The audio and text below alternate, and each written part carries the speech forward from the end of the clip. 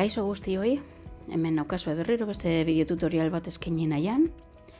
Oraingo honetan, Teamsen arituko gara, eta lehenengo gauza esparrua ezagutzea da. Hau da, daukagun esparrua, taldeak, txata, jardueren berriak edo abizuak, zereginak, ikaslei agindutako zure zereginak, egutegia, ona joko dugu geroxeago, gero gure OneDrive, Insights, beste momentu batean itzengo dugu horren inguruan, eta gero gure ikastetxean ditugun beste aplikazio bat gehituta ditugunak.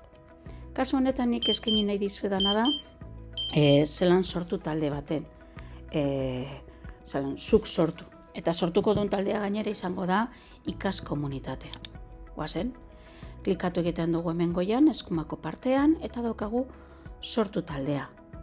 Hemen izango litzateke, zuk beste talde batean sartzeko aukera baldin badaukazu. Hauek dira eskaini egiten zaizkigun, beste taldeak, baita ere daukazue aukera talde batetik sortzea, sortuta daukazun beste talde bat hartzea, beste talde batetik zure azdana gehitu egin aldozu, eta kasu honetan badaukaguz hainbat aukera. Eskola, geroxeago, ikaskuntzak profesionalerako komunitatea, hau izango da guk hartuko duguna, eta gero, langileak eta kirol taldeetakoak baldin bada, edo eskolaz kanpoko ekintzak baldin bakaso talderen bat, hemen daukazu. Guk hartuko dugu oraintxe bertan ikaskuntza profesionalerako komunitatea.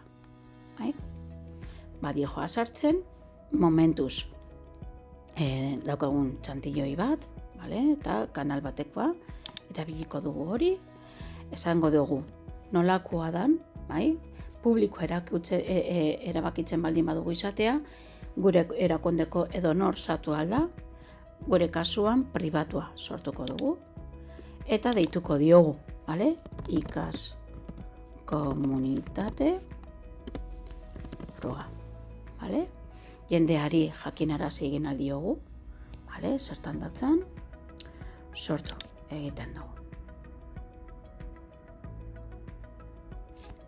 Pitin bat iraundu egingo du, hori sortzen, sortzen ari da. Kasu honetan oso importantea da jakitea sortzen ari den bitartean, pentsatu egin behar duzula nortzuk nahi duzun. Eta orain, bakarri falta zaiguna da, zeintzuk pertsona sartu egin alditugun honetan. Zure erakundetik kanpokoak baldin badira sartu alditugu baita ere, eta gure erakunde berdinekoak baldin badira, hemen bakarrik sartu egin behar dugu demagun gure kide bat. Kasu honetan, nik sartu egingo dut, Jon Mata, nire mataman sartuko dut, eta erabaki aldot, jabea edo kidea izatea. Kasu honetan, kidea izatea erabakiko dut. Eta bakarrik eman behar diogu gehitzeari. Ematen badiot gehitzea, gehitu eginda, eta hau da, agertu egiten zaiguna, orokorrean gure txat pribatuak, fitxategiak nahi baldin baditugu, eta hemen gehitu egin alditugu behitzue. Web orrialdean, Word eta barrekoak.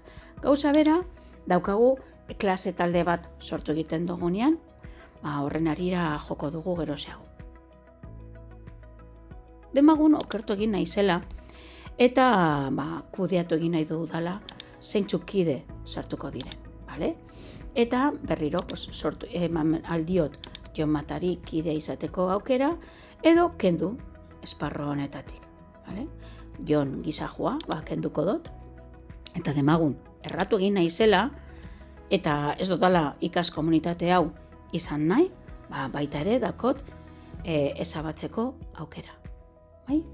Ezabatuko dut, ulertzen dut, ezabatzen badot, ezin dudala berriro atxera bota, eta ezabatu egiten dut taldea. Hau izango litzateke gure ikas taldea sortzeko modua. espero dut lagungarria izatea, eta hurren arte, gero arte.